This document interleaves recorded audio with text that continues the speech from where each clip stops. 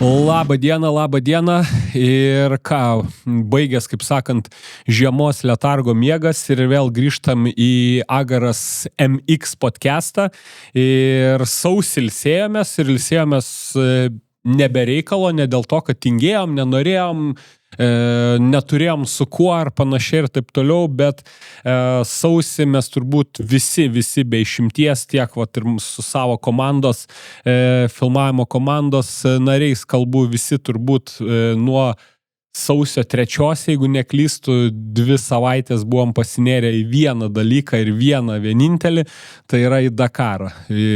Anksti ryte atsikeliam, iš karto žiūrim storius, iš karto jungiam live rezultatus, sekam skaičiukus ir panašiai. Ir to pasekoje tikslingai pagalvojam, kad tiesiog bus pilnas feedas Dakaro, pilnas feedas bus motociklų, nes šiemet irgi startuojančių turėjom nemažai ir nusprendėm, kad jau į antrą sezoną, taip vat simboliškai į antrą sezoną grįšim vasario mėnesį ir taip simboliškai, aš tokį juokelį net pasirašiau, grįžo Dovis į Lietuvą, grįžo podcastas į YouTube'ą, tai greičiausiai grįžęs svečias į podcastą, nes mes kada Dovis su tavim darėm? Prieš kokius 3 mėnesius, jeigu neklystu. Nu, prieš Dakarą kažkiek tai buvo likę gal porą mėnesių, tai jaučiu prieš kokius 3. Jo, ir mes kaip ir žadėjom, kaip ir kalbėjom, grįžom iš karto po Dakaro ir aš irgi tokį juoką, žinai, esu užsirašęs, kad tie, kurie įsijungs, aš manau, kad didžioji dalis tų, kurie žiūrės šios dienos mano podcastą, įsijungs tave, nes tave jau dabar žino visi. Ir norės išgirsti dar daugiau pasakojimų apie Dakarą, bet aš tokį juoką irgi užsirašiau. Tu dabar šiai dienai tiek turi dėmesio ir tiek turit veiklos ir tų renginių ir panašiai, kad spėju, nėra dalyko, ko dar nesą girdėję žiūrovai ir aš taip užsirašiau. Tu pasakyk vieną dalyką, ko niekam dar nepasako ir nieks dar nežino ir tada bėgam prie mikso, žinai. Tai tokį užsirašiau, bet aišku, čia juokas juokais, bet mes, kai pirmą kartą buvom susitikę, aš ir sakiau, kad aš noriu padaryti tą tokį tikrą diskusiją, kur iš serijos diskutuojam, o ne kaip pasakyti, kaip intervą, kad aš tavęs klausiu, tu man atsakai ir panašiai. Ir kaip ir minėjau, tu esi vienas iš tų žmonių, bent jau su kuriuo aš daugiausiai bendrauju, kurį tikrai galiu pavadinti motokroso geeku. Kaip jau anksčiau minėjau, tavo žinios neapsiriboja, ten, žinai, MX1, MX2. Mano žinios, nors galbūt irgi čia podcastą filmuoji, čia komentuoji ar dar kažką, turėtų gal giliau irgi būt, bet aš toks, žinai, aš fanas. Aš ne geekas, aš fanas, pavadinkim taip. Tai aš žinau MX2 iki vidurio. Tai tokia nu, kad ten toliau dar žinotum nuo vidurio, tai reikia pažįstamų turėti arba suktis bent jau tam pačiam, žinai, rate ir kalbėti apie tuos dalykus, nes informacijos tai mažai tu ten nesusigaudysi. Nu tai ypač sakau ten, kalbant apie ir ne vien tik MXGP, tą pasaulinį, bet ten apie tos regional dalykus ir panašiai, ten tikrai, turi tame suktis, pažinoto žmonės su jais gyventi ir panašiai. Tai aš būtent apie tą ir norėjau padaryti, bet, turim duoti duoklę vis tiek žiūrovam. Turim duoti duoklę žiūrovam ir turim duoklę duoti tiem, kurie tave palaikė tas 2 savaitės ir aš žinok, pasakysiu nuoširdžiai. Dabar turbūt pusė mane užheitins ar panašiai. Aš realiai, man Dakaras iš esmės, aš nesu didelis fanas. Kai visi sako, tu stebi Dakarą, sakau, jo, kiekvieną rytą atsikeliu ir kaip tėvė mūsų, sakau, įsijungiu, o tai ką ten baciuška, ką ten, žinai, žala, sakau, sakau, gal ne taip pasakau, aš Dovido Dakare fanas esu, tai aš pasižiūriu, kur yra Dovis, ką daro Dovis, ar jis sveikas, kokia pozicija, neslėpsiu, pasižiūriu, kur tu esi lyginant su Narimantu, tuos dalykus pasižiūriu ir einu daryti darbų.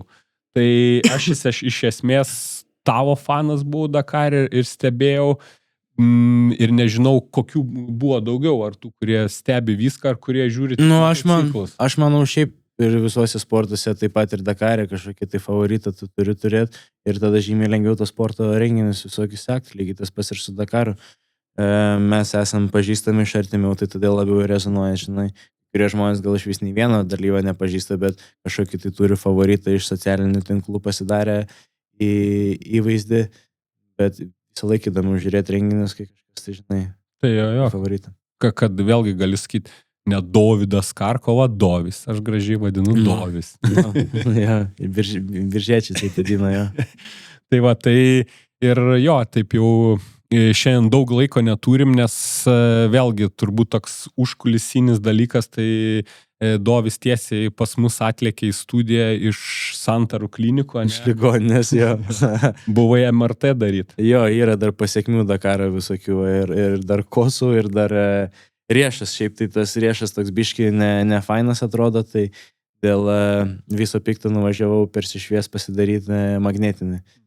Kad nebūtų paskui, gal nieko ir nebus, gal nieko ir nereikės daryti, bet kad nebūtų paskui, kad gailėčiausi. Jo, pasiekmių ir rimtesnių komplikacijų. Su riešais visokių ten būna dalykų, nu man dabar jis skauda ir jisai toks skauda taip, kad nepraeina, žinai, būna ten vieną mažiau ir mažiau skauda. Tai dabar tai pastovi, visą laiką skauda, net ir kasdienėse kažkokiuose dalykuose, ten vos ne taip, kad siurbt namus, žinai, vos negali. Jo. Tai dėl to norėjau persišviesti ir matysim, ir to bus atsakymą, kad šis turėšiu negerai. Nu jo, tikėkime, nieko blogo nebus ir kažkokių rimtesnių pasiekmių nebus.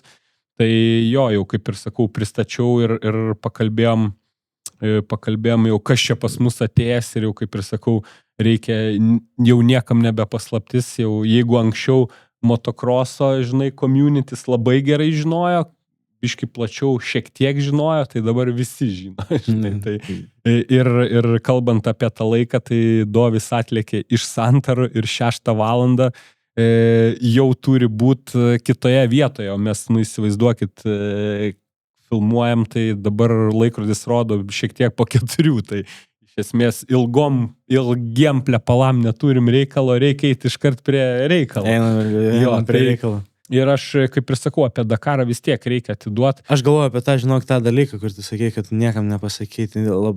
Reikėtų laiko, aš nesugalvoju, dar gal sugalvosiu per visą diskusiją, šitą galėsiu pasakyti. Nes aš vakar ar užvakar mačiau tavo social medijoje, kad tu paleidai savo tuos dar nepaustintus momentus. Iš telefono, iš ragelio tokie. Kur ten, tai McDonald'e sėdit, valgot, tai jau oro uoste.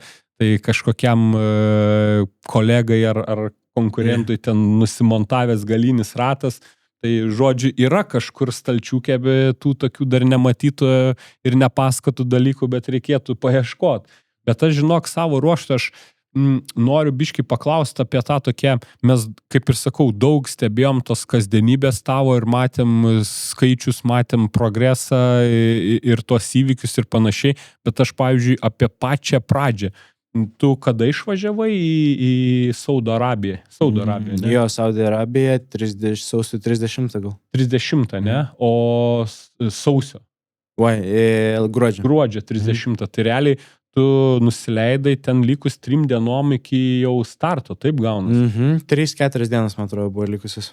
Ir ten, man atrodo, tėvukas tavo, ne? Važiavo, brolis važiavo tavo, kažkas turbūt, kas filmavo. Valteris, jo. Jo, o ten visi mechanikai ir panašiai, tai tavęs jau laukė su komanda. Jo, jie buvo iš Olandijos, jie tenai skrido ir jau buvo jie ten vietoj.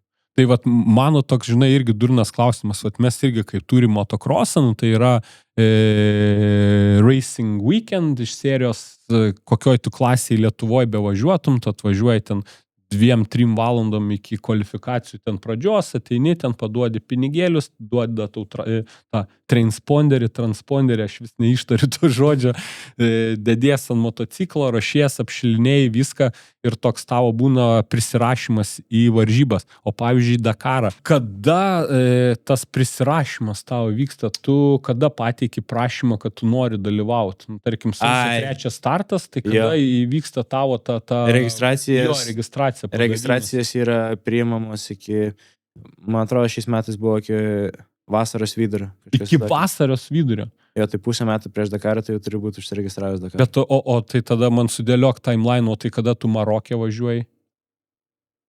Marokė važiuoja, mano čia išimtis matai buvo, tai pagal viską tu iki registracijos pabaigos turi turėti kelialapį. Ok, supratau, bet tu kadangi irgi jau ten, pasižymėjęs sportininkas. Nu taip, buvo susitarta su organizacija, žinai, kad aš važiuoju į Maroką, aš esu užsiregistravęs, o jeigu ten kažkas tai nepavyksta, tai tiesiog mano registracija atšaukia ir viskas. Tai va, man irgi toks klausimas, aš visada, turbūt gal irgi visiems užknisu, bet jau to nebekartosiu, nes man įdomu, tai aš ir klausiu. Tai tu su registracija, aišku, turi ir tą, kaip pavadinti, listing fee kažkokį pervesti, mokestį ir panašiai. Tai jeigu, pavyzdžiui, tu užsiregistruoji, pervedi tą mokestį ir tu dėl kažkokios pateisinimos priežasties negali, tau įgrąžina?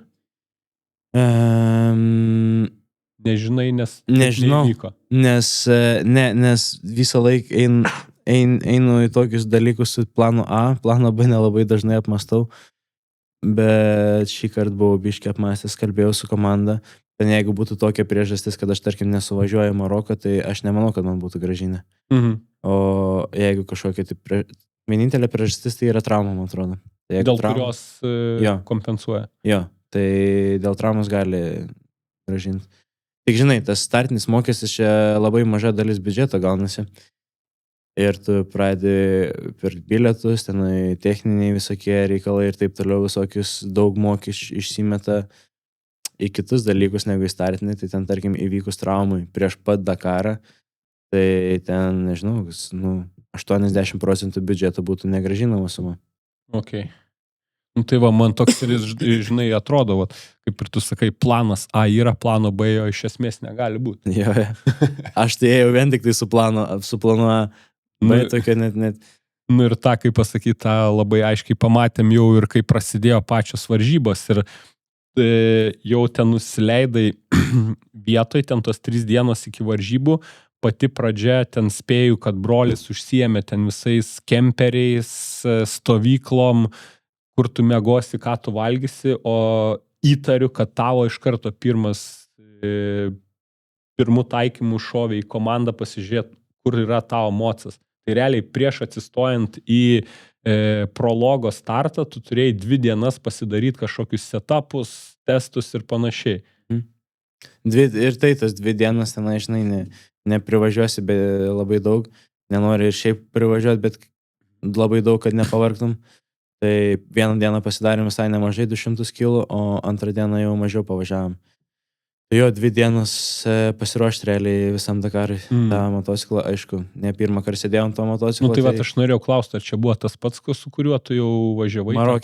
Marokė važiavau, tik tais pakeitė variklį man po Maroko. Okay. Tas variklis, žinai, toks patys jis buvo, tik tais padarė ir dar bišį kitų pakitimų, bet jie čia darė Olandijai, motociklas jau Saudi tenai buvo paruoštas, o per tuos shakedowną per porą dienų, tai tiesiog pasidarėm minimalių, ten, žinai, pakitimų, ten labai jau daug nieko nepridarysi. Ir viskas. Tiek jie po tavo anų varžybų jau tavo kaip ir tuos etapus daugiau mažiau turėjo ar panašiai. Bet čia nėra kaip, pavyzdžiui, kokiam MXGP, kur ten skrendi, ten ta legendinė Herlingso istorija, kur ten skrydo į Ameriką, įsidėjo į čemodaną priekinės šakės ir jau su savo amortizacija nuvažiavo, ten bum įsidėjo. Tai čia kai tu ateini pilnas. Tai čia kaip ką mes į Ameriką, kai skrydom, tai aš irgi savo amortizatorius skraidinau. MX-e, kai važiavome į nacijas, savo amortizaciją jo skraidinaus, motocross'e, žymiai svarbiau ta amortizacija, tarkim. Ir šiaip visi... Ne, aš buvo šiaip tai komandininkas Rui Barbosa iš Čilės, jisai skraidinosi ten labai daug, ir savo pakojas įsidėjo, ir savo jo, daug jisai skraidinas, daug jisai savo įsidėjo. Aš kažkaip tai nesu lepus ant to motociklo techninio klausimo, vos ne taip, žinai, ką duosi, to ir važiuosiu. Bet Dakaras, žinai, 8000 km, tai per tos 8000 km, jeigu bus toks dalykas, kuris bent jau biškį nervuoja, tai labai, ilgą laiką turėsi nervuotis. Tai todėl stengiasi pasidaryti viską, ko patogiau. Krapštis labai ilgai ten pasąmonėje ar užpakalį. Jo, tai ir labai svarbu ir su apranga, ar su kažkuom, ten, kad ankelį, pavyzdžiui, būna dažnai, ar smunka ten, ar jie nepatogus. Tai motocross'e, okei, tai ten vienam važiavimui užsidedi, sukandęs dantis pravažiuoja ir viskas. Bet čia, kai 8000 km reikia važiuoti ir trina pastovi vieną vietą, Tai tada po tų 2 savaičių ten žiūriu, kad nebėra nieko. Jo, ten žaizda kokia. Durnas klausimas. Pavyzdžiui, toj pačioj social medijoje, kai Žala irgi jau kelinti metai iš eilės važiuoja su savo to sunkvežimiu ir jis visą laiką vardą deda sunkvežimiu. Ten pernai buvo Avilys, kas šiemet buvo, tai ten nepamenu, o tu savo motociklai kodėl vardo nededi? Ar jis turi vardą? Jis turi vardą Honda. Jo, Honda vardas. Pupytė Honda. Ja. Ne, kažkaip tai negalvoju, žinok, apie tai net nesistengiau. Apie tai galvot. Nu tai va, sakau, durnas klausimas. Jo, bet tai gal čia gerai iš brandingo pusės, tokį, žinai, jisai labai važiuoja Avilys. Jo, nes, nu, tu žinai, kad jis tą daro Facebooko... Aš žinok, ne, aš esu girdėjęs, šitą Dakarą girdėjau kažką, kad va, Avilys važiuoja, bet čia galvoju šiaip ir kol. Jo, tai jis tam Facebook'e paskelbė, vat, kokį šiemet duodam vardą mūsų pupsikui ir tada visi komentuoja ir ten deda laikus ant pasiūlymų ir žmonės, žodžiu, išrenka tą vardą. Toks, žinai, social irgi medijos pabūstinimo reikaliukas. Yeah. Tai vad sakau, gal, nes buvo T-Rexas tavo draugas, kur visą laiką su tai mano T-Rexas va ir buvo, žinai, aš man motociklui nereikia dėti vardą, pas mane T-Rexas kartu važiuoja, tai gali net ir motociklą Rexu pavadinti. O kas ten Rexo istorija, tu man primink, aš jos nežinau. Tai čia mano draugų talismanas yra. Jisai man simbolizuoja jo draugų palaikymą. Nes...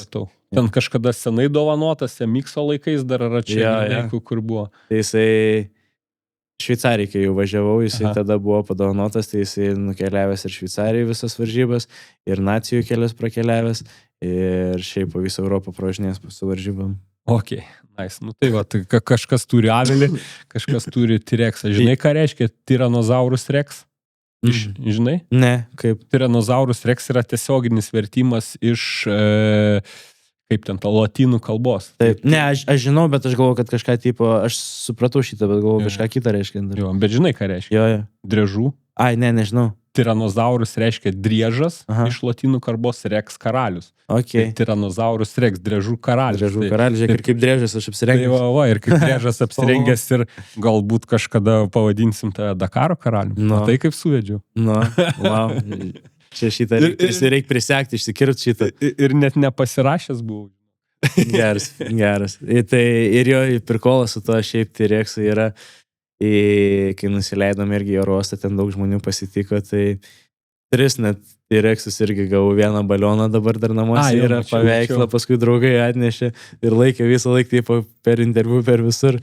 Tai fainai, kad prilipo ir žmonėm toks dalykas. Nu tai va, paminėjai dabar tą jau grįžimą ir kai atsidarė jau tos durys ir pamatyt, kas ten darės, kaip pasakyt, oro uoste, koks jausmas. Nes man atrodo, nu, tu vėlgi pakankamai Lietuvoje žinomas, kaip ir sakau, MX-e daug važiavęs ir panašiai, nu bet kiek pamenu, nesulaukdavo tokio dėmesio, kai grįždavo iš Motocross Nations, ten tėtė, mama ateidavo ir šie patys draugai. Koks jausmas? Ar dėl tokio jausmo, žinai, ir... Ne, dėl to jausmo, labai žiauriai kietai. Wow, aš tiesiog tiek, žinai, galiu pasakyti, širpuliukai tenai bėgiojo oro uoste. Šiaip labai daug buvo energijos ir tu jautei tą energiją ir visi žmonės ateina laimingi, visi žmonės tokie su excitementu, atrodo, tave žiūrėjo, čia stebėjo 2 savaitės, tu nors ir jų nepažįsti, bet jie tave kaip ir pažįsta. O tas irgi yra dar momentas. Va, susitikau ir šiandien su rėmėju vienu, aš pirmą kartą jį mačiau, bet jis sako, aš tave atrodo pažįstu. Tai per tas 2 savaitės žmonės tave pradeda pažinti ir paskui vaikų daug buvo, irgi prašė autografų. Tai čia irgi fainas momentas, tai tas pasitikimas buvo nerealus.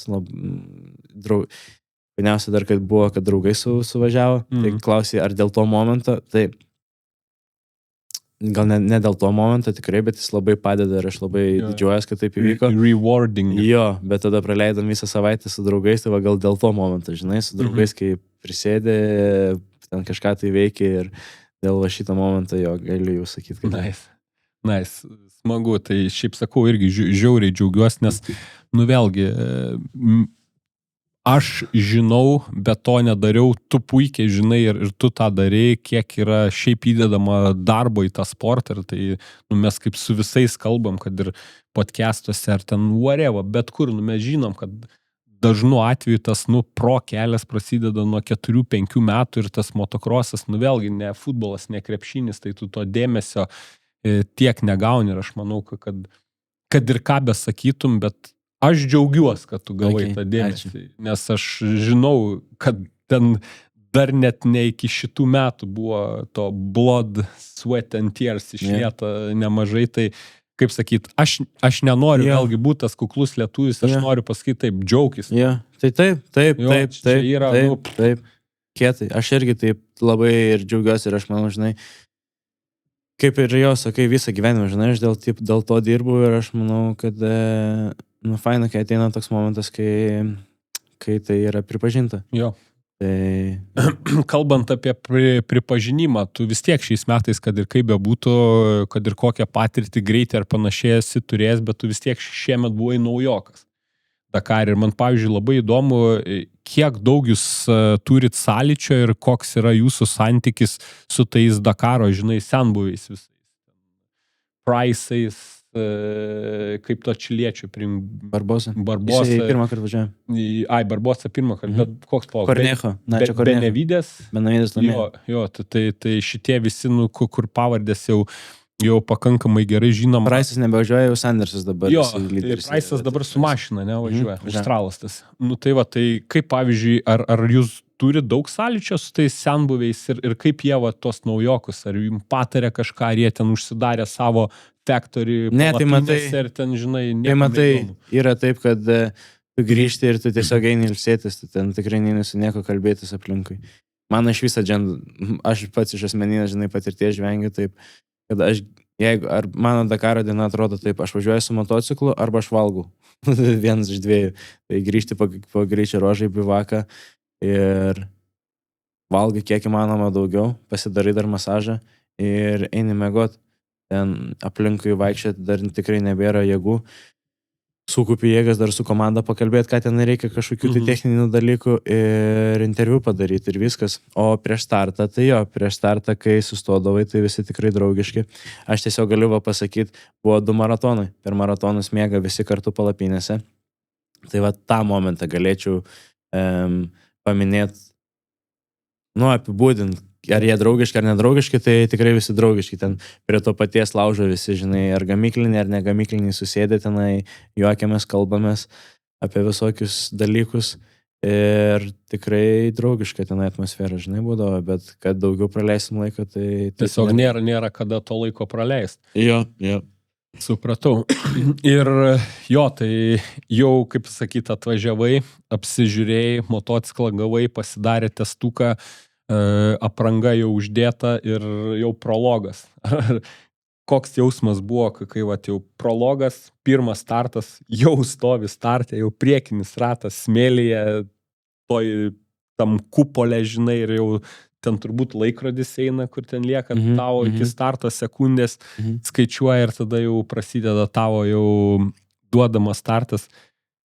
Buvo fully focused ir nieko negalvoju ir žiūri tas sekundės ir jau brrrr, ar buvo kai tos sekundės eina visą laiką susikupi labai ir nelabai ten kažką matai aplinkui, bet šiaip bendras toks jausmas, tai žiauri fainas, žiauri kietai, tai daug darbo buvo padaryta, kad ten tam Dakare atsidurti ir kai jau stovi prie prologo starto, tai tiesiog aš labai džiaugiausi. Net buvo gal toks momentas, kur iki Dakaro buvo daug spaudimo labai, atsistoja į tą prologą ir tas spaudimas toks biškį nuslūksta, tik tai labai greitai vėl užkyla. Tai va, tas prologas buvo momentas, kur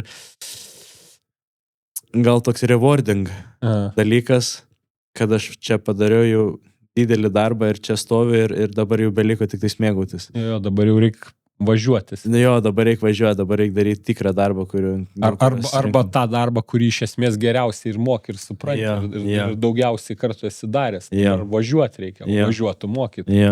Tai buvo labai fainas jausmas dabar atsiminus. Ir ta diena tokia šviesi buvo, ta saulė tokia faina. Ir kai prologas, kadangi jis ten nėra labai ilgas, tai jūs ten nebuvo, kad ten super ankstyvą rytą, ten reikėjo jau tokie pakankamai žvalučiai, kavytės išgėrė. Kiek ten tas prologas? 3-4 kilometrų? Jo, nedaug, neatsimenu kiek, bet nedaug. Navigacija irgi ten nebuvo sudėtinga, buvo net sužymėta vos netrasa.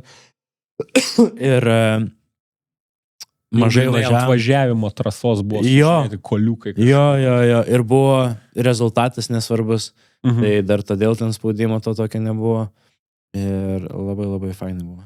Tai vat man dar vienas toks techninis klausimas, kur galbūt kažkas yra tą rašęs, pasakojęs ir panašiai, bet man vis tiek, pavyzdžiui, įdomu tą kelio knygą. Sekančiai dienai tu kelio knygą pirmą kartą gauni išsistudijuoti ir pamatyti kada. 5 minutės prieš startą. 5 minutės prieš startą. O tai anksčiau nebūdavo kažkaip, kad hebra ten gali praverst tą kelio knygą, ten, kai būdavo dar tie popieriniai Būdavo, nes versija. tie popieriniai būdavo. Supratau, tai jie ten galėdavo kažką dar ten su markeriais atsimenu žymėdavo ir panašiai. Tai dabar realiai kelio knygą tu gauni 5 minutės į tavo kompą ten instaliuoja, ne? Atrakina jo. Bet dar tada kitas klausimas. Bet aš matydavau kartais, kad tu ant to... Užsirašydavo kilometrus. Jo, o ką ten užsirašydavai? Vakare prieš sekantį etapą visą laik vykdavo susirinkimai ir per susirinkimus būdavo paminėti pavojingas vietas. Okay. Tai aš užsirašydavau tą kilometrą, kuriam ten yra pavojinga vieta. Supratau, tai žodžiu, tu tuos kilometrus žinodavai nepraėjęs pro knygą, bet tau duodavo iškart indikaciją. Jo. Ir dar toks momentas yra, per susirinkimą duodavo ir plius minus, kaip atrodys tavo greičio ruožas. Aišku, ten dažnai ir nesutikdavo tie apibūdinimai, bet ten, tarkim, pirmi 50 km bus greiti ir eis tenai per kažkokį tai slėnį, paskui išvažiuosi plačias ten laukymės, paskui eisi kopas. Tai šitą irgi ganėtinai svarbi yra informacija. Man gal labiau vien dėl kopų, kurioje vietoje bus kopas ir kada galėsi tenai kada taupytis jėgas iki tų kopų, gal ar kiek dar bus kopų, tai va tą informaciją irgi tenai susirašydavai kartais ant vairo. Supratau. Ok, nes nesakau, va šitoj vietoj man įdomu, nes anksčiau, tai kaip dievo myliu, nors ir sakau, nesu didelis fanas, bet žinodavau, kad jie ten net pasižymi, žinai, tos kertinius. Anksčiau iš vakaro duodavo, nes ten reikia ir susisukti, ir pasižymėti, ir būdavo kartais tenai pakitimų, karpytis reikia ir taip toliau. O dabar, kai elektroninės kelio knygos, tai taip nebėra. Tai easy.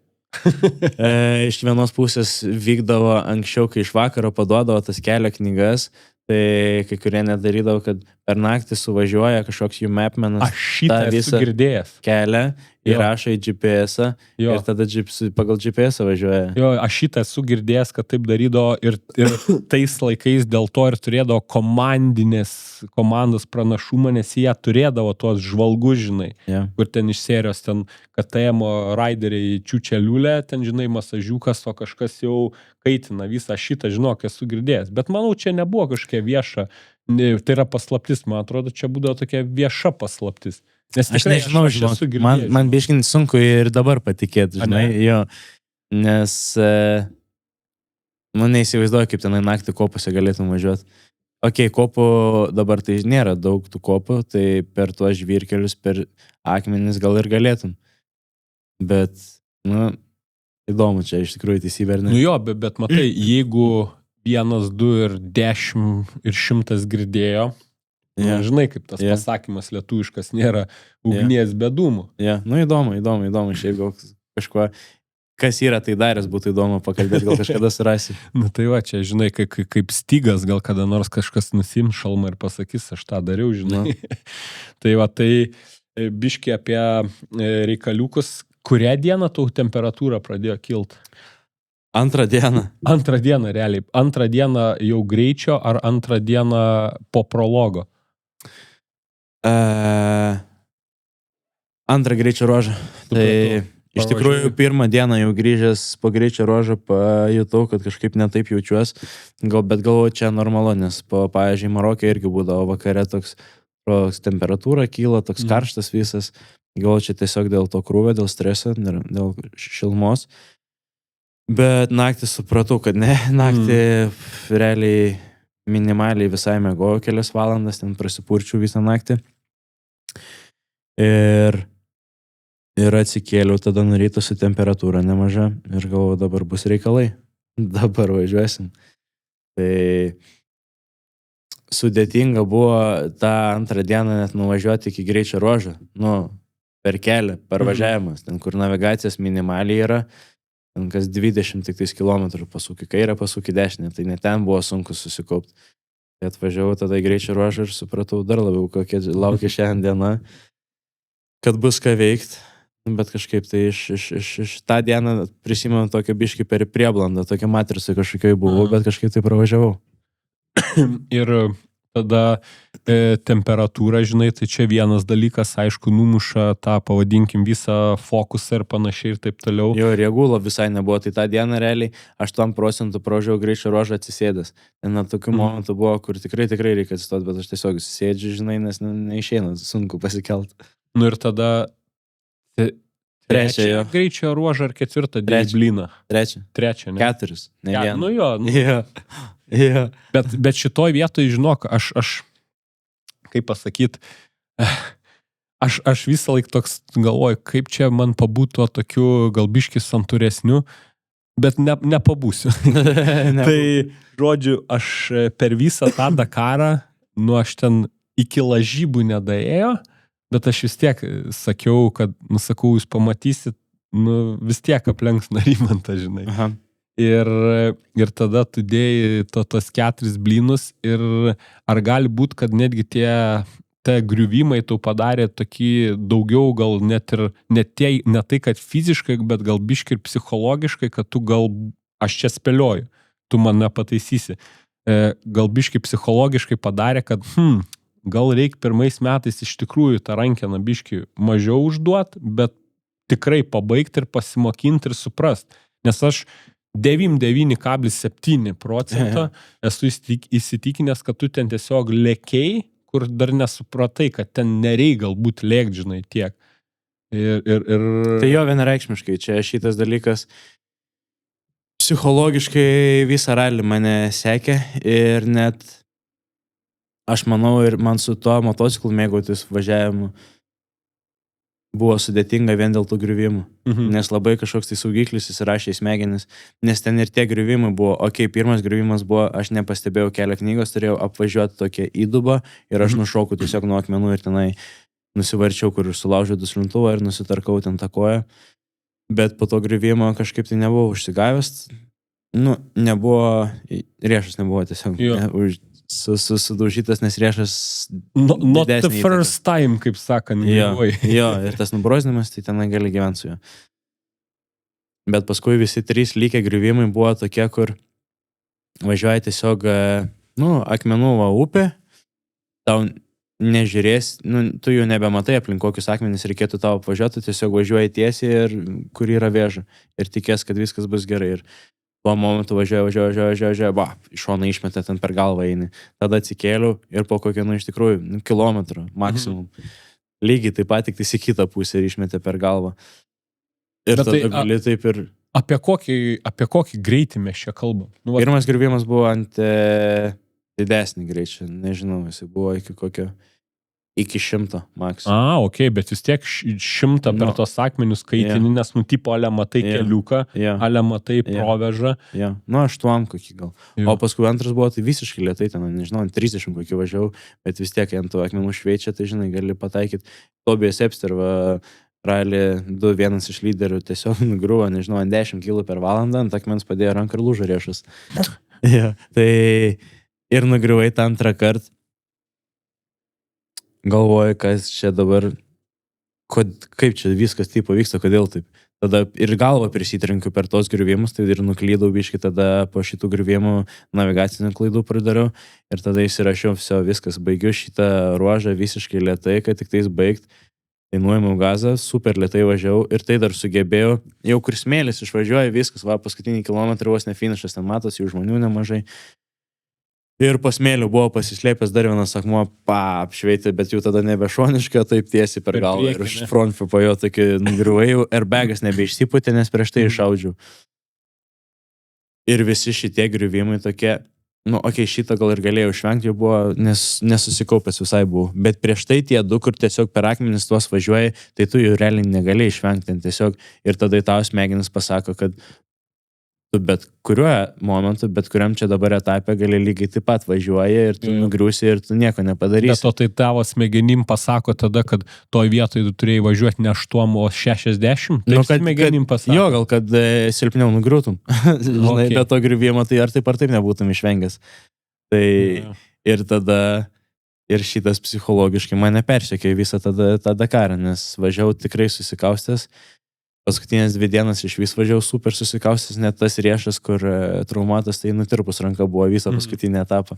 Nežinau dėl ko, dėl įtampas ar dėl ko, bet ir tik pamatai kokius ten akmenis, skaustai nekvepuoji, stengiasi kuo mažiau judėti, kad kažkaip tai pervažiuotum per tos akmenis. Varai kaip aš, ne? Jo, tai va tas psichologinis momentas. Flow nebuvo jau ten išnėręs. Pirmą dieną buvo labai neblogas flow per akmenis iš tikrųjų. Ir Marokė buvo neblogas flow per akmenis, aš ten paleisdavau. Nes enduro, kai važinėjom Ispanijai, tai mes daug ten akmenų tų gaunam. Ir aš kaip ir mokėjau per tos akmenis važiuoti, aš jų nebijojau, ten atsipalaiduodavau. Bet va po šito etapo tai sukaustė labai tie akmenis ir tikrai nuėmiau gazą ir tikrai psichologiškai buvo visą Dakarą persekiojo iš paskos, kad tu visą laiką ramiai, easy. Tai, kaip ir sakau, labai į Dakarą, žinai, neužsitęsiu, bet dar tada turiu va, iš to galbūt ir išplaukianti paprastą tiesioginį klausimą. Kokia pagrindinė pamoka, kurią išmokai šiemet, kuri kitais metais padės turbūt kitokį rezultatą daryti? Iš rezultato pusės, iš trasų pusės, tai nežinau, čia daug visokių yra dalykų, bet ką aš tikrai pakeisiu, jeigu važiuosiu kitais metais, tai pasiruošimą. Tai daugiau psichologinio pasiruošimo į treniruotės įtrauksiu, nes dabar buvo tik fizinis ir sumoco važiavimas. Ir lapkritį, gruodį labai norėčiau kažkur tai išvykti į treniruočių stovyklą, su kelio knyga pavažiuoti ir tikumuose. Žodžiu, likus dar kokie mėnesiukui, nebetaupysi savęs ir ne vien ten saliai prakaituosi, bet dar reik su mocu dar padirbėti. Jo, tai va šitą gal dalyką. Ir tas psichologinis momentas, kad pavargus tu galėtum blaiviai mąstyti. Nes kai praeina kokie 200 km, 200, iš pradžių 300, jau paskui 200 praeina ir tu jau pradedi kovoti su savim ir pastovi pradedi jau mintis kažkur nušakinėti ir tik nušoksta mintis, tu labai iš karto, va taip, pridarai klaidų. Tai visą laiką sek ta ir paskui tokia mantra savo jau net įsivedė, tik nušoka mintis, skaičiuoja kilometrus, pradedi skaičiuoti kilometrus, tada pradedi žiūrėti kelią knygą. Žodžiu, fokus ir smegenis susidėlioti į stalčiukus. Jo, kaip kai esi nuvargęs ir dar mokėti tada tuo momentu greitai važiuoti. Nes kai jau šitas prasidėdavo man, tai aš ir gazą nuimdavau tam, kad susikaupti. Bet reikia mokėti ir pavargus susikaupti ir dar gazą išlaikyti. Tai toks psichologinis jo momentas buvo. Ok, supratau. Tai dar tada toks klausimas, ar buvo, nes pagal social media, kiek skaičiau, lyg tais tarsi buvai užsiminęs, kad buvo, ar buvo momentas, kad galvoja jau viskas? Buvo. Tai trečią tą etapą. Aš galvoju, man riešas lūžo. Jau ir važiavau po greičio ruožo atgal į bivaką su tokiu nusitikimu, kad viskas, jau galvojau, kada čia skristi iš tikrųjų reikėtų, čia dabar ar kada, namo. Bet tik tais, aš žinojau ir savo pasakiau, kad jeigu lūžęs, aš nebevažiuosiu, bet jeigu nelūžęs, tai važiuosiu, kad ir kaip aš dabar čia apsiverkęs ar pridėjęs ten į kelnes, žinai, kito pasirinkimo nėra. Tai visas Dakaras lygęs ir buvo toks, kad atsikeli nuo ryto, ten noro labai daug nebūdavo. Nuo vidurio jau prasidėjo geriau. Aš manau, po polisio dienos. Jo, ir biški jo ten ir fainiau buvo. Ir rezultatai biški jau kitokie buvo po polisio ten diena būna jums ar savaitgalis visas diena? Diena. Ne? Tai jo, tai iki polisio tos dienos, tai tiesiog atsikeli ten 3 ryto, išsivartai iš lovos, pavalgai, sėdi ant moco ir važiuoji. Ir tiesiog toks funkcinis jau, žinai, buvo, tiesiog nėra kito varianto. Kelies važiuoji. Ir koks jausmas finiše tada? Finiše jausmas buvo kitoks negu tikėjaus.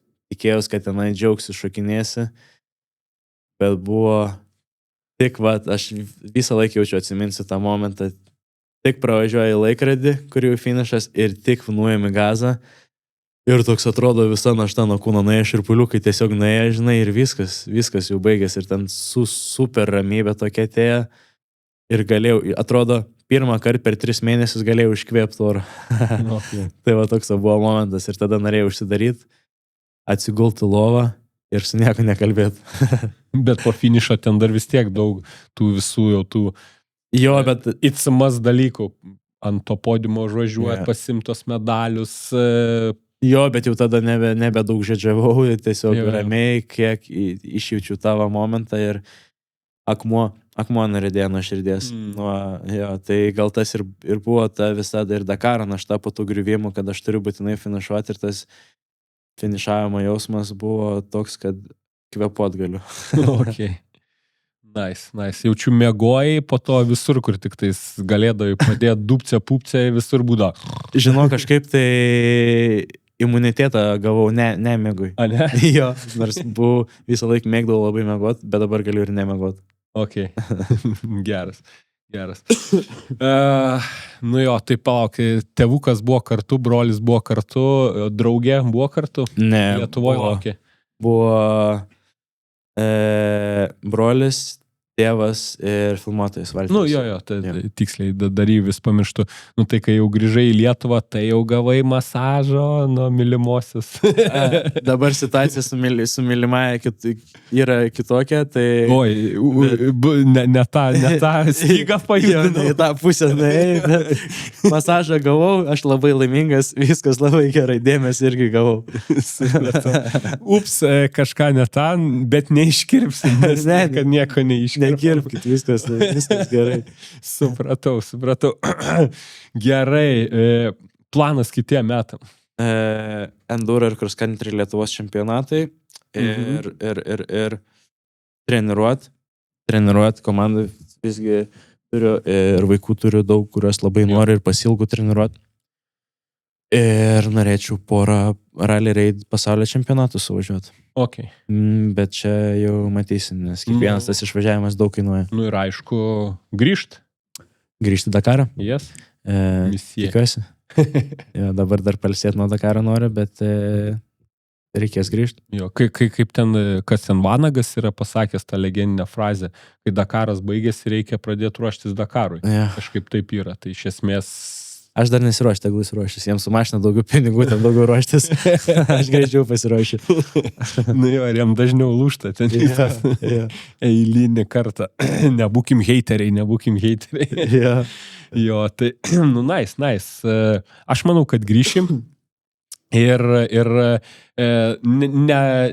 nepraėjus, kaip sakyti, visai mūsų laideliai, bet tai pirmą dalį jau turbūt uždarysim apie Dakarą, nes, kaip ir sakau, informacijas yra visas kalnas. Tai aš manau ir tie 2000 žiūrovų, kurie mane žiūri, irgi manau jau daug kur matė.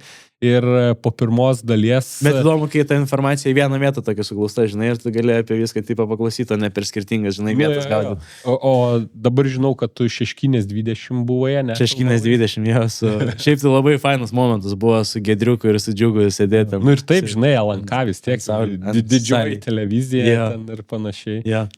Kala vasario 3-4 kažkas. Vasario 4, man atrodo, išėjome, pasiekėm tenai. Fainai. Tai jie bus anksčiau vadinas, nes aš planuoju, kaip visada, 4-5 leis, tai pirmiausia pamatys visi tave per LNK ir po to jau pas mane YouTube'ai. Bet ką noriu pasakyti, tai čia šiandien išgirs. Kaip? Čia daugiau išgirs. Šiandien, manau, kad vėlgi, žinai, apie tuos, kas žiūri, aš manau, kad tų tikslinių pas mane daugiau žiūri, negu LNK žiūri. Tai manau, kad tikrai išgirs. Gerai, fainai. Fainai ir šiaip, kad fainas tas momentas yra, kad ir su tuo Dakaru ir su šito finišu per visokius tai sunkumus ir taip toliau įkvėpiau žmonių. Man tai yra labai, čia gal yra, kai sakai, ar dėl to, kad ten dėl to susitikimo, ne, dėl šito dalyko gal ir jo, nes į asmeninių lygių palėtė ten, tarkim, žmonės ir kai kurie nesako, aš priėmiau šitą dabar sprendimą dėl to, kad tu mane įkvėpė ten, žinai, Dakarė, arba ten dar kažką, arba motivavo. Tai čia yra žiauriai kietai ir man faina jo šitas momentas labai. Nu, nice. O kaip sakyt, kad, kaip ten sako, važiuoju ir valgau ir miegu, nu, tai iš esmės kaupiu energiją ir atiduodu energiją, bet žinai, kam dar trūksta energijos? Plaukam. Aha, okay. Plaukam. Aš jau blogas esu reklamšikas. Man irgi to jau bus blogas. Jo, bet kai praleidi 2 savaitės, turbūt neišlysdamas beveik iš šalmo ir apskritai reklaminė pertraukėlė. Ir apskritai mūsų sporte, kai su tuo daiktu praleidi tikrai nemažai laiko ir žinom, kad pas mus yra ten tam, kaip pasakyt, pasauly daug plikučių. Jo, su šalmu labai lengva nuplikti. Jo, tai aš žinok, turiu naują partnerį. Tai yra Spektrum grožio studija, Beauty Lab by Neringa ir ji tokius labai fainius dalykėlius būtent vyram, ne moterim, o vyram ir aš manau labai tikslingai tiem raideriam.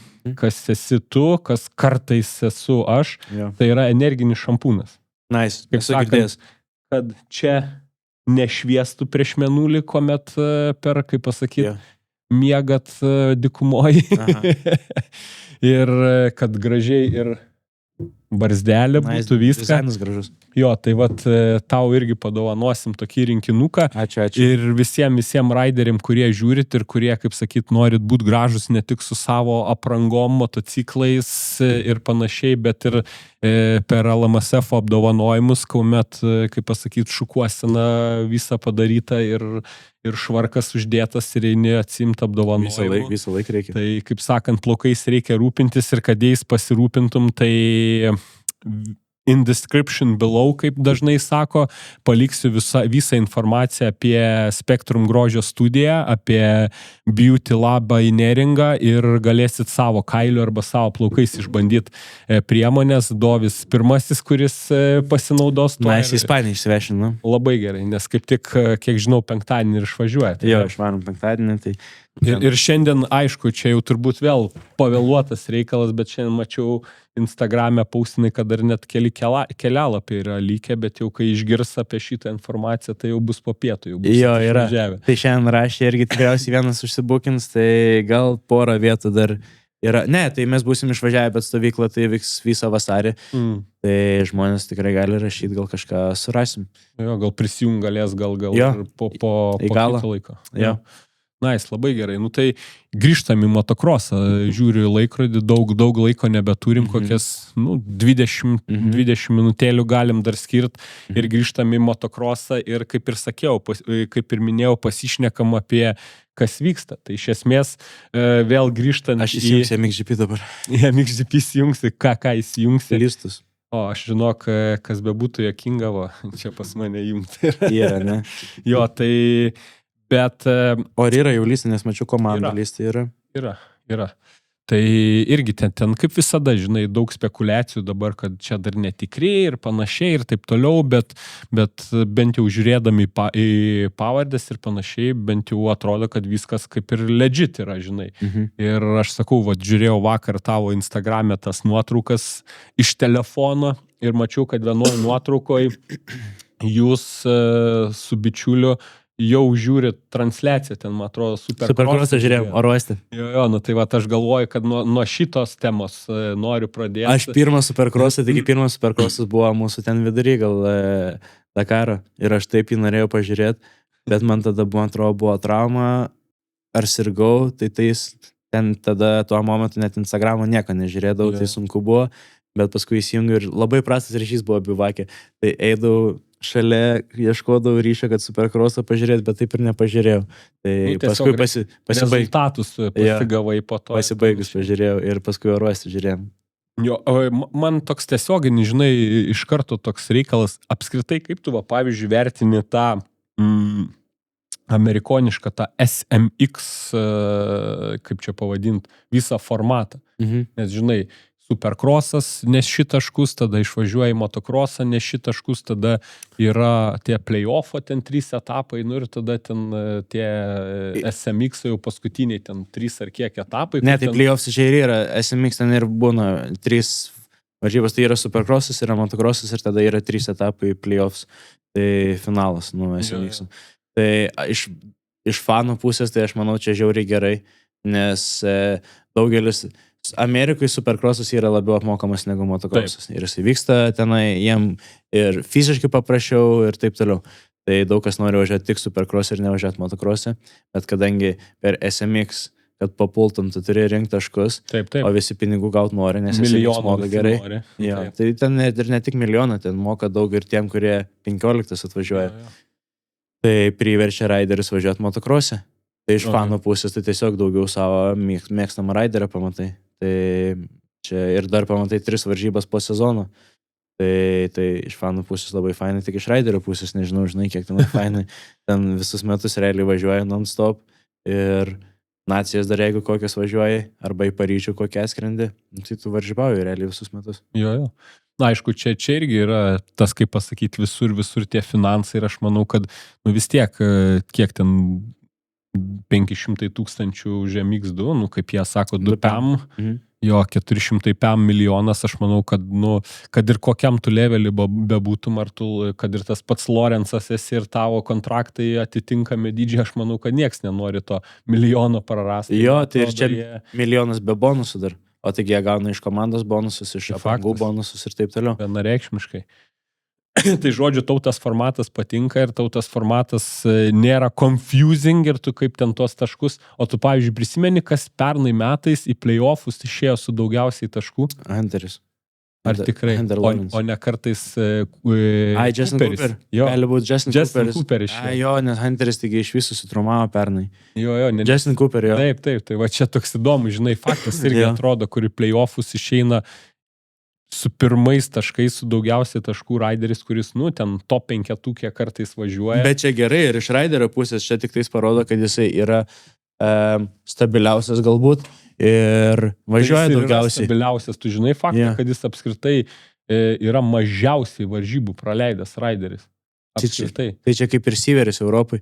Siveris Europai pernai metais gal tik tais praleido vienas varžybas po labai daug metų, po 5 ar 7 metų. Jo, ten krešą irgi kažkokį turėjo ir jo ten buvo. Ir jis tik nugriuoja, ir jis nebaigs eikti savo, ir aš dėl šito rekordo ir pergyvenu tiek, bet iš tos pusės tai, ir parodo komandom, žinai, toks nauja statistika, kas ateina į SMX priekį, tai komandom parodo, kad šitą raiderį apsimoka samdyti. Jo, aišku, būtų geriau, kad jis, žinai, vupsus suvažiuotų ir biški dažniau prieki būtų iš komandos. Jo, bet jis visai nemažai buvo pernai prieki, ten tos Starkos jam biški gal problemų. Jo, jis ten turi reikalų. Žiūriu, net Prado šiemet jau po biški persilaužinėja, žinai, ant vupso, bet jam kažkaip vis tiek sunkiai šiemet, jeigu apie Cooperį, žinai, kalbant, tai kol kas bent jau nespindi. Kaip tu Lorenzą vertini, turiu omeny Jet Lorenzą ir visi žinom, kad iki motocrosso jo nematysim. Ir aš žinai, ką esu pasirašęs, kad man dabar toks Jet Lorenzo atvejis toks pradeda panašėti, kaip kad būdavo Jeffrey Herlingso atvejis. Iš serijos nieks net nesiginčia, kad jis yra greičiausias, bet jis niekad sveikas nebūna visus metus. Tai dabar žiūrėk irgi jau antrima atrodo metai, kai jis pilno sezono neturės. Tau neatrodo, kad toks biški kaip ir kartoja scenarijų, žinai? Nežinau, aš, žinai, nesu čia šitas... Aš esu faktų žmogus, aš nesu kažkokiu tai, žinai, kad va dabar čia taip Jetui bus ir jisai yra antras Herlingsas. Įvyko trauma 2 metus, tikėkime, kad 3 metus neįvyksta trauma. Tai visiems įvyksta ta trauma, visko pasitaiko, kad išliktų sveikas raideris visus metus, šiaip čia labai maža tikimybė. Tu pažiūrėk, kaip pradeda kiekvienais metais supercrosso sezonas prasideda ten kokių 10 raiderių, kurie gali nugalėti, gale sezono 2 lieka raiderių iš tų. Tai procentaliai paėmus visi traumuojas ir visiems ten pasitaiko.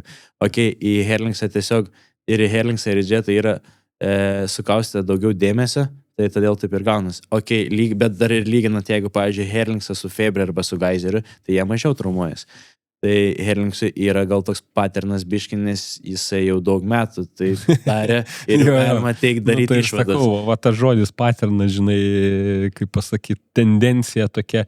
Aišku, aš čia gink dievė, žinai, nenoriu kažko įteikti, ar kaip dažnai būna to kažkokio, žinai, prikalbėti ir panašiai, bet šiaip jo, biški parina tie dalykai, nes tu norisi matyti, kad jis važiuotų. Tu ten gali būti jo fanas, gali būti jo ne fanas, bet tu nepaneigsi, kad jis yra geriausias ir įdomu jį žiūrėti. Ten, tau, aš manau, pavyzdžiui, irgi turėtų būti labai įdomu iš jo techninės, žinai, pusės jį žiūrėti, kaip jis važiuoja ir panašiai. Visą dieną galėtum žiūrėti ir kai Nacis ar nebuvo atvažiavęs, nepapalėm į finalą, tai teko mums žiūrėti, kaip jis važiuoja. Tai galėtum žiūrėti ir žiūrėti, aš visą dieną galėčiau žiūrėti ir nesibostu, ten į vieną varaiderį, kamera nusukta ir viską. Ten, nežinau, ar girdėjai ar net, ten, man atrodo, po antro etapo, dabar trečias buvo, po antro etapo, kai Eli Tomac davė interviu ir sako, aš taip važiuoju ir staiga sako, visiškai be jokio garso, be nieko, bum, žiūriu, raudonas front fender, žinai, priekis raudonas, staiga man jau šone važiuoja, nes sako, Lorenzai ant tiek važiuoja tyliai, tolygiai, aukštais bėgiais, žinai, ten ne overrevina, ten tas motoras nežvėgia, sako, žiūriu, bum, nieko nėra, nieko negirdžiu ir staiga, bum, žiūriu šone, jau sėdi, tai tas jų toks stiliukas tikrai, savitas. Ir... Tai yra šiaip raiderių, yra tokių, jo, yra, kas lėtai važiuoja Tom, kas nėra toks, labai garsiai važiuoja. Jo. Tai tas bayeris irgi, kur visi sako, pagaliau išgirsim, kaip KTM-as dirba ant apsukų, žinai, arba kai dauža į ribotuvą, nes, KTM-o iki tol buvę raideriai, irgi jie tokie, tas pats Dundžis, žinai, jis irgi švelnus važiuotas, niekas ten nedrasko, kaip ten tas beast mode, žinai, nejungia, tai tavo koks didžiausias, žinai, šokas buvo Tomac į KTM-ą? Supercross'e? Jo. Apskritai Amerikoje turbūt reikėtų. Aš gal galėčiau sakyti taip, kad šokas,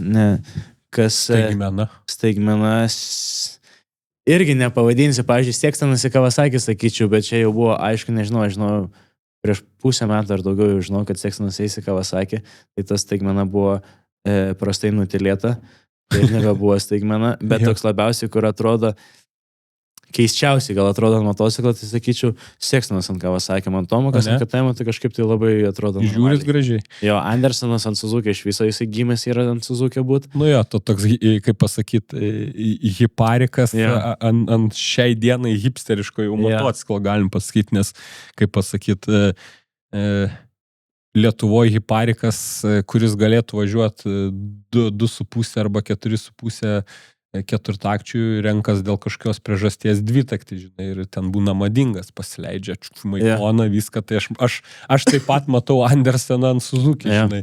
Tai Prado ant KTM irgi ten visiškai namus grįžo natūraliai. Jo. O Sextonas ant Kawasaki kažkaip tai taip įdomiai atrodo, bet gal jam... Bet vėlgi, žinai, šitoje vietoje toks irgi toks pamastymas, ar atrodo, kaip čia pasakysiu, vizualiai, ar atrodo, susidėliojus, nes, man pavyzdžiui, jis su Honda važiavęs. Jis važiavo Honda, tai irgi visi dabar tą priešpriešą turi, kur steel frame, tas aluminium frame, tai atrodo kaip ir gal nėra tai baisu, kad vėl grįžo ant japoniškas gamintojas, B, kaip pasakyti, steel frame, tai... Jo, iš tos pusės žiūrint, tai šitą susidėliojus jo, tiesiog aš sakau, iš vizualinės pusės, žinai, iš šono, kaip atrodo, su Kawasaki. Nedera, ne. Aha. Žinok, šitas dalykas man irgi kažkoks buvo, kažkaip, jo, gal nesižiūri, bet aš manau, kad jam gerai viskas bus. Aš manau, kad su Sextonu, čia vėl grįžtant beje į tavo Dakaro dalyką, tai man atrodo, Sextonui jam nereikia įti štanginę. Jis ten, aš kažkada esu skaitęs informaciją, kas daugiausiai kelia, kas daugiausiai bėga ir kas daugiausiai apskritai valandų treniruojas. Ten Sextonas, ten... Jo, bet tai matai, ten ta informacija, tai mažai yra žmonių, kurie nesidalina iš vis tą informaciją, kaip Tomukas netreniruojas, niekas nežino ir niekad nežinos, žinai.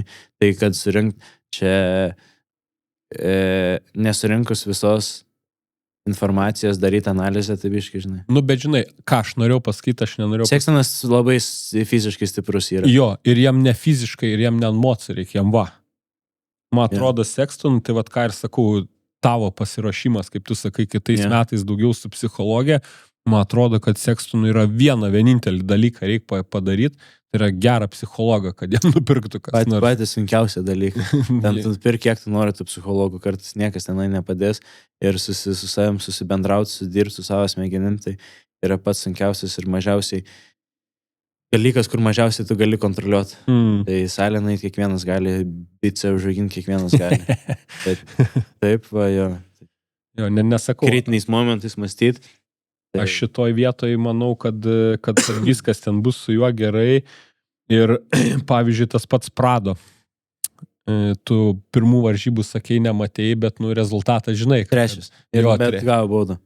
Jo, gavo baudą, bet ten, tipo, taškų atėmė, bet paliko jam 3 vietą ir ten irgi man jau iš karto keli bičiuliai, žinai, biržiečiai, kur, man atrodo, tą savaitgalį ar savaitgalį prieš tai mes ten Biržos turėjom žiemos motokrosą ir ten irgi kažkaip diskutavom, va čia dabar Prado atvažiuos, pamatysi, bus geriau ir bum, iš karto 3 vieta, man iš karto žinutės ten pasipila, linkėjimai Aurimai, tai iš karto, žinai, sakiau, žinai, kad Prado bus.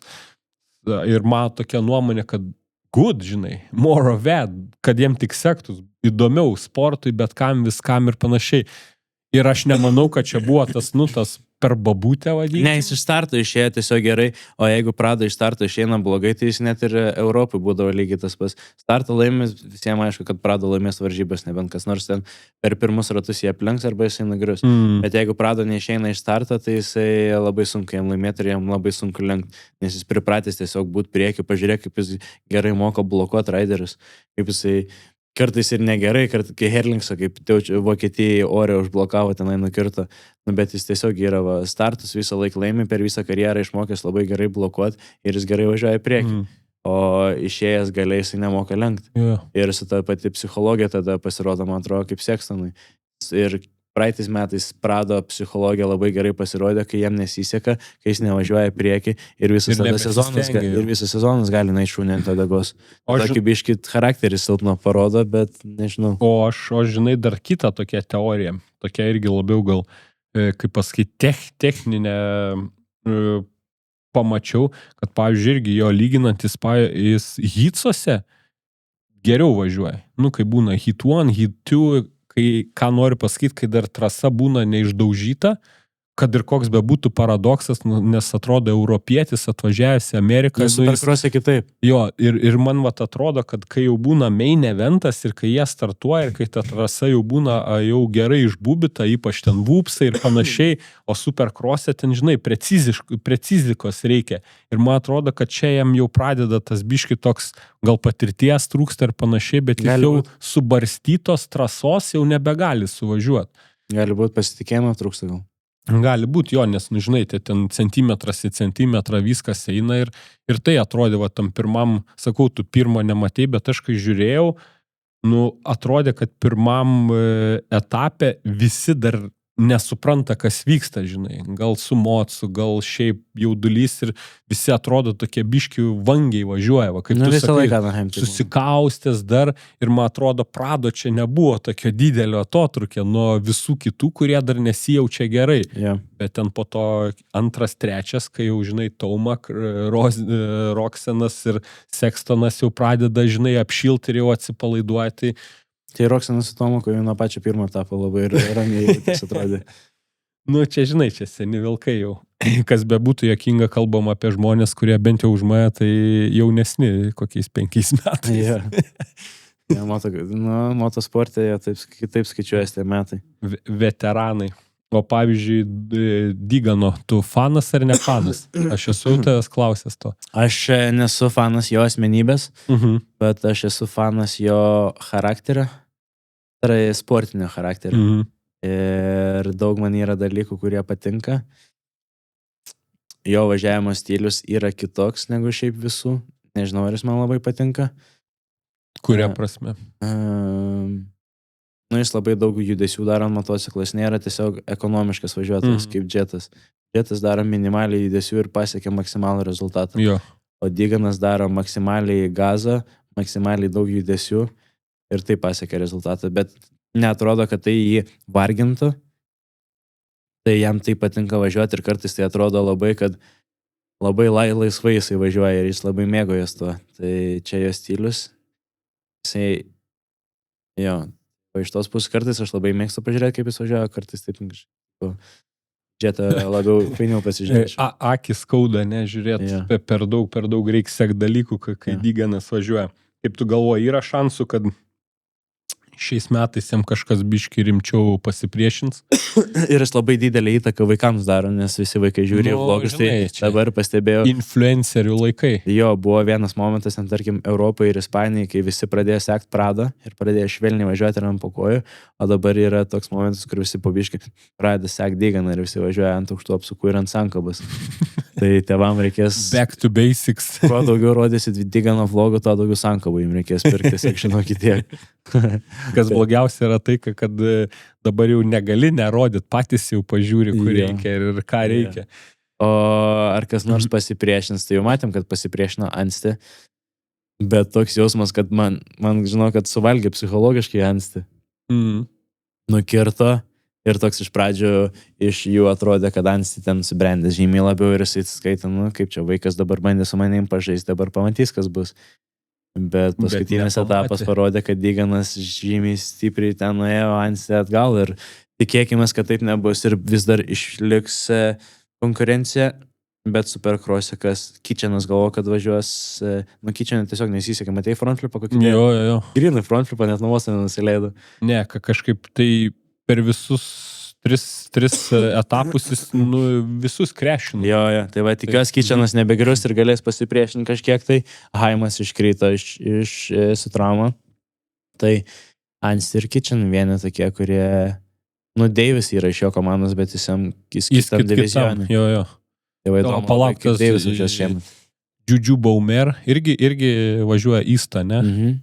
Tai va, įdomu, kaip man labai Kai jie būnagi ten dvi, ne varžybos, kai važiuoja Pernai įst buvo ir daug, vest, man atrodo, kur kartu. Tai va tas reikės turbūt sekti. Aš tai žinok, nemanau, kad Ansti ten kažką labai daug pasipriešins. Bet jau pasipriešino pirmą etapą laimėjo. Etapą laimėjo, čia Jo. vėl žinai, ar buvo tiesioginė kova, ar buvo tiesioginės lenktynės. Motocross'e tai aš nemanau, kad jam kažkas tai pasipriešins. Supercross'e tikėkime. Tai baigiant apie Ameriką, nežiūriu, laikrodis mus spaudžia. Jetas grįž į kaip pasakyti, motocrossą. Turi Tomek bent kažkokį šansą atsilaikyti, manau, kad nedaug. Pernai Tomakas, man atrodo, net nevažiavo visą sezoną motocrossą. Jo, nes ten kontraktas netoks buvo. Man atrodo, jis buvo ten Supercross only. O šiemet? Man atrodo, kad turi važiuoti. Va čia reikia pasitikslinti. Labai būtų faina matyti Tomaką motocross'e, kaip jisai buvo su Honda, kai važiavo. Tenai buvo Beast Tomak ir jeigu jisai toks būtų su KTM, nors aš manau, kad jisai toks labiau dabar atsargus, gal kadangi jo amžius ir visa kita, tai nes jis motocross'e kaip atidarydavo, taip neuždarydavo. Tai arba išneš jį, arba jisai baigs. Tai aš manau, jisai su amžium pradeda saugotis labiau. Tai va, jeigu būtų į Honda savo laikus grįžtų, tai pasipriešintų. Bet jeigu jisai bus atsargesnis, tai... Aš manau, kad čia jau irgi, vat, kaip tu sakai, amžius, šeima, vaikai, man atrodo, jam jau daugiau ir ką prarasti. Plius nieko galbūt jau labai įrodyti, apart to, kad galiu aplenkti Jet Lawrence'ą. Tai va šitoje vietoje. O kaip tu galvoji, Prado su KTM motocross'e? Aš labai tikiuosi, kad bus top 3 pasipriešinimo Jetui. Vat įdomu, vat šitoje motocross'e aš tikrai tikiu. Nes aš, pavyzdžiui, šiaip, vis tiek europietis visko, aš ten tiek prikomentavau pernai metais, ten YouTube'ai, ten Facebook'ose, tose amerikietiškose, žinai, komentaruose, ten tiek su visais, ten... Beifinai apie Pradą? Tipo iš serijos sakau, jūs hebra galvoja ten savo, ten už tos...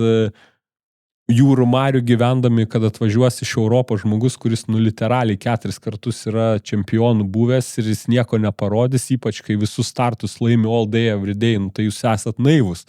Tai ten jaučiu reikėtų pasižiūrėti, ką dabar ant mano tų komentarų visi prirašė ir kokių ten... Pernai metai jo Prado buvo labai sunkus ir būtų įdomu išgirsti iš jo aplinkinį, iš tikrųjų, kaip ten viskas buvo, žinai. Įsivė, ne? Nu jo, čia mes irgi su Old Town Talks, žinai, komanda irgi pasakojau apie tos factory racing dalykus ir panašiai. Gal ir yra biški teisybės tame Kawasaki, nes ten irgi tokius povandeninius vandenį žinom, kad sako Kawasakis, nėra, kad labai taikos ten prie tavęs, ar tu ten būtum Vilopoto, ar tu ten būtum Tomek, ar tu tuo labiau Prado, žinai. Jie turi savo sistemą, kuri įrodyta yra, kad veikia. Gal biški ir buvo to moca. Bet ar yra, Dovi, va tu man pasakyk, tu važiavęs didžiąją savo gyvenimo dalį kuom? Yamaha pabaigoje važiuoji? KTM iš pradžių. KTM, Yamaha, dabar važiuoji su Honda. Ar yra toks didelis skirtumas vat, mūsų sporte tarp to, žinai? Ne, aš netikiu, kad čia... Aš manau, žinai, kas čia yra ne motociklo dalykas, čia yra psichologijos dalykas, pats didžiausias. Žiūrėk, čia, tipo, motociklai skirias yra vieniem labiau vienas patinka, kitiem labiau kitas patinka. Prado gal patinka tiesiog, kai, tarkim, ant motociklo yra viskas pagal jį, žinai. Tai va. Ir kai nebetinka biški visa organizacija aplinkui tą nuotaiką daro, žinai, prasta ir taip toliau. Ir tada pradedi, žinai, tą motociklą kaltinti. Aš manau, toks važiuotojas kaip Prado, tu jį pasadink ant bet kokią motociklą ir jis jeigu važiuos savo geriausiai formai, tai jisai laimės. Ar taip ar taip. Bet jis ant tiek yra geras raideris, žinai. Taip. Negali būti ant tiek tipo motociklas daryti įtakas, kad toks geras raideris nepapultų į finalą. Ir kaip pasakyti, bėgant greitai į MXGP, dar turi 10 minučių. 5. Gerai. 5 minutės apžvelgti MXGP ir labai trumpai Lietuvą. Tai pasirink arba vieną arba kitą. Arba vieną arba kitą. Tai žinai ką? O gerai, tada 2 klausimai MXGP. Tai yra Herlingsas ir Honda. Ja, man labai, čia daug kas sakė, kad kažkaip tai tipo ne, bet man tai kaip ir Tomakas ant KTM, taip pat ir Herlingsas ant Hondos. Kažkaip tai atrodo, kad labai tinka. Žiūris, ne? Jo, žiūris, kažkaip tai Herlingsas atrodo, man net atrodo, kad visą laiką važiuotus buvo važiavęs tą Hondą ir jaučiu bus gerai. Jo. Girdėjai, ką pats sakė? Sako, važiuoti motokrose arba su motociklu su Honda, tas pats, kas važiuoti formuliai su Ferrari. Iš esmės yra the brand. Taip, tas iš The Brand iš tos pusės gal dėl to, kad tiesiog korporacija labai didelė Honda yra ir japonai įdeda labai daug investicijų, žinai, iš žmonių ir iš finansų pusės. Ir tas pas, kaip ir sakė, va dabar 15 japonų pas mus atskridė yra data visokie analitikai ir mes tenai motociklą tobulinam. Tai kad to niekad nebūdavo pas jį tikriausiai. Ir įdomu labai.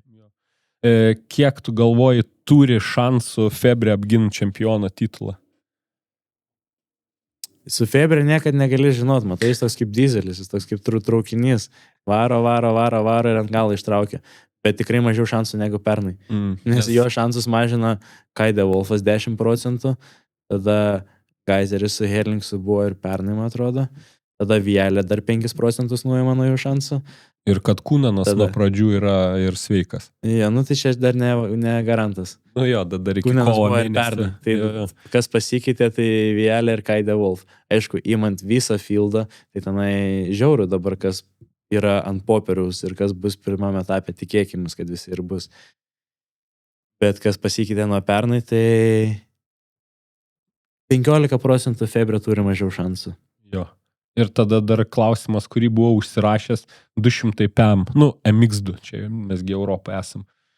O tu Febre, taigi tu Febrės mylėtas? Aš Febrės mylėtas. Tai aš tave dabar širdis biškis. Ne, bet žinai, kaip sakyt, tu gali mylėti, bet tu vis tiek, irgi biški gal realistas turi būti. Aš manau, kad jam vienintelis šansas yra laimėti, tai yra tai, ką jis daro geriausiai, irgi yra neteriot taškų blogiausiose savo varžybose. Nes Kūnanas pernai metais nelaimėjo, Kūnanas pernai metais pralošė, todėl kad jis lemiamų momentų daugiausiai išbarstė. Kai tuo tarpu Febre momentuose barstydavo, bet po vieną, po du, po tris, kažkur dar du dadėdavo, tas, kai dėjo ten Kinija iš karto -15 ten ar -20 ir visą gerą. Tai vat aš manau, kad jo vienintelis šansas nenulipti nuo podimo ir gal, pavyzdžiui, net nelaimėjus varžybų laimėti čempionatą. Nenulipti nuo podimo šiemet bus tikrai sunku, kai yra tiek podimo pretendentų, bet labai labai laukia įdomus sezonas ir aš turiu susiplanavę šitos metus tokius su mažai laiko ir daug skirti dėmesio ir darbą ir viskam, bet žiauriai norėčiau į bent porą MXGP nuvaryti ir pradžiai dar kai bus, tai wow, aš super excited. Jo, o MX2 tada The Wolfas, kaip tu ir sakėjai, pas Big Boys išėjo, tai tas reiškia, kad jau Lagenferdelis jau viskas, 2 metai iš eilės maunas, ar... Taip, Adamo irgi išėjo MXGP. Jo. Tai va, Adamo dar 2% iš Febratimo, bet aš nemanau, kad Adamo tam važiuos labai gerai. Tai Langefelderis. Saša gali patraukti. Saša, valia. Man žiauriai, žinai, kas, man nelabai dabar MX2 yra įdomu, kas laimės, tegu laimė, kas laimė. Man žiauriai įdomu, kaip Reišelė būtų važiuos vienoje klasėje. Nes aš buvau, blemo, kaip gaila, kad laikas mus prispaudžia, reiks dar kartą grįžti su Doviu, nes tai būtinai, kai prasidės varžybos. Mano literaliai yra parašyta MX2, pirmi 2 žodžiai, broliai ir Reišeliai, 3 šauktukai. Ja. Tai čia 3 šauktukai ir mano galvoj, man žiauriai įdomu, aš labai džiaugiuosi už jos. Žinai, kai visą gyvenimą taip ir paaukoja ir nėra ten iš turtingos šeimos ir pasitikė vienu treneriu visą kelią. Ir tas tėvo irgi momentas šitam, kad, labai turėtų didžiuoti savo sūnum, 2 sūnus važiuoja iš Factory komandą. Ir aš labai tikiuosi, kad ir pavyks išlaikyti, žinai, tas vietas, nes Karliui praeitą sezonas buvo toks, kur jau degė šikna dėl tos gamyklinės vietos.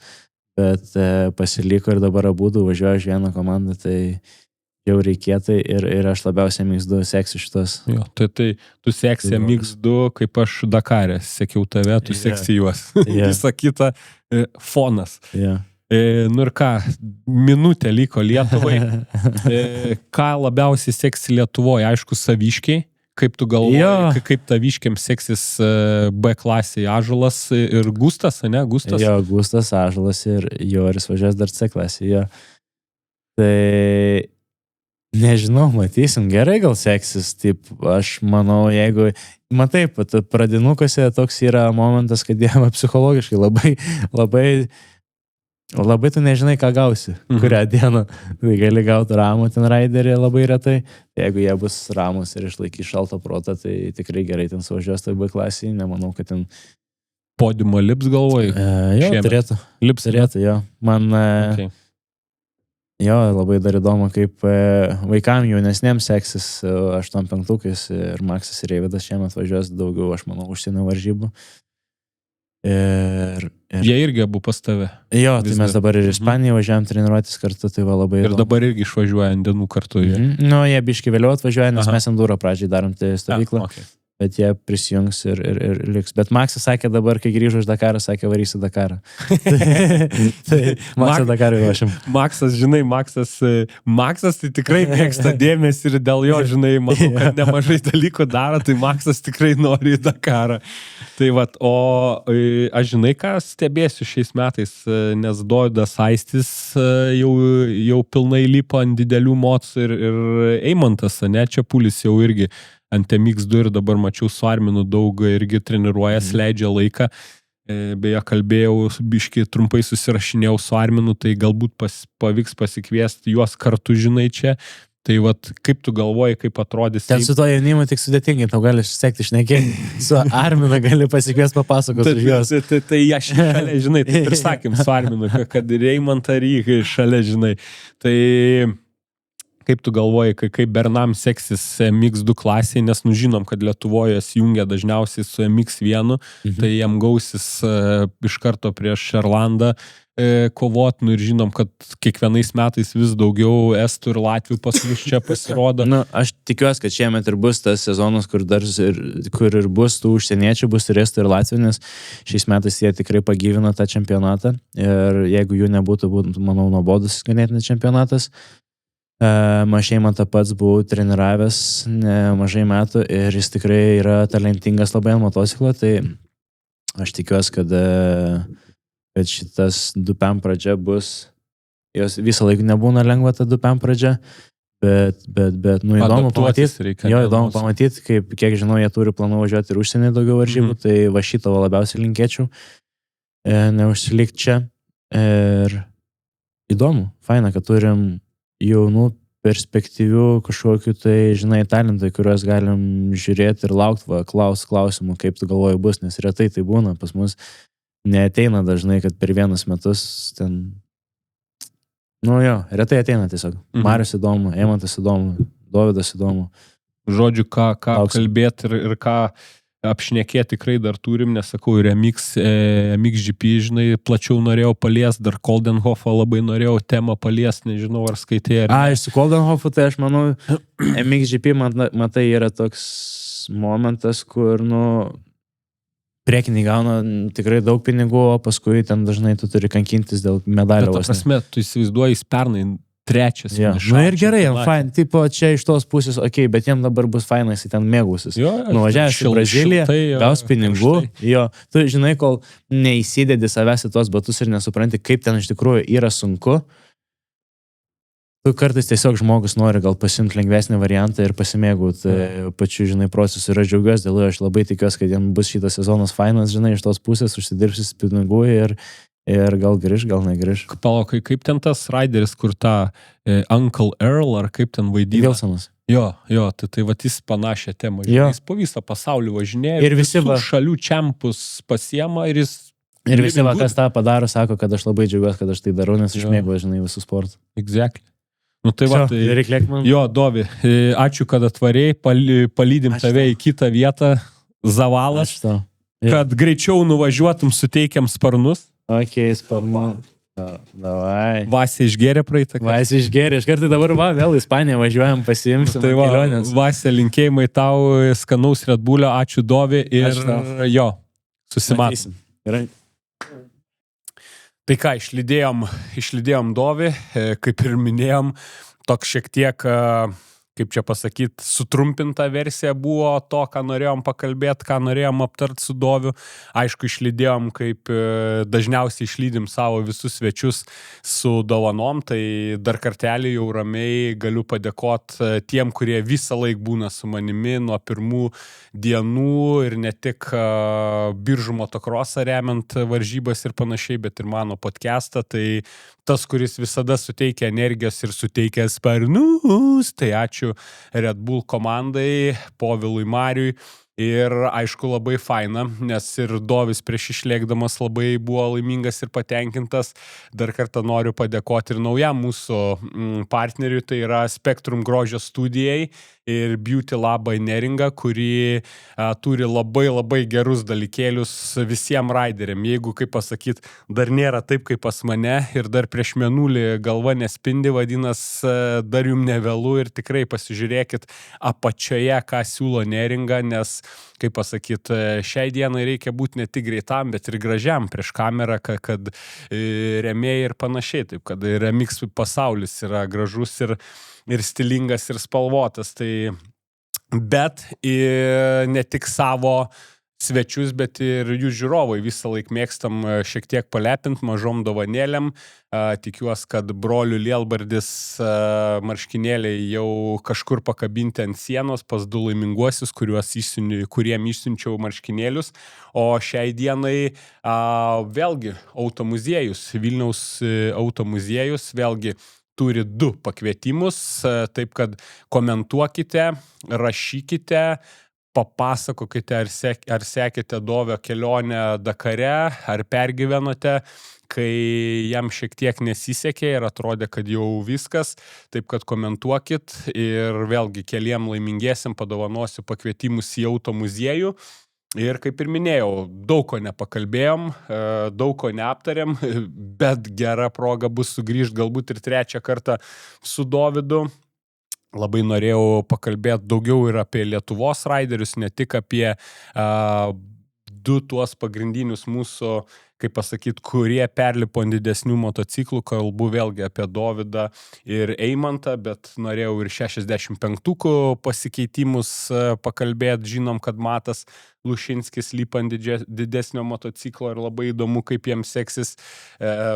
Vėlgi, norėjau paklausti Dovio, kaip jis vertina bene didžiausią šių metų laukiamiausią renginį ir ką jis gali atnešti Lietuvos motokrosui, tai kalbu apie Mickūniuose laukiamą pasaulio motociklų su priekobomis čempionatą.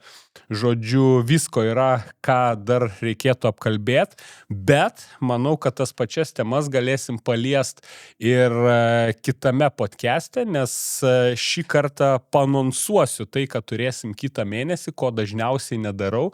Tai kitą mėnesį čia pas mane į studiją jau tikrai yra suplanuota ir jau susirašym, susitarėm, atvažiuoja Domantas Jazdauskas. Ir šį kartą padarysim taip, kaip daro Rolas iš nepatogių klausimų.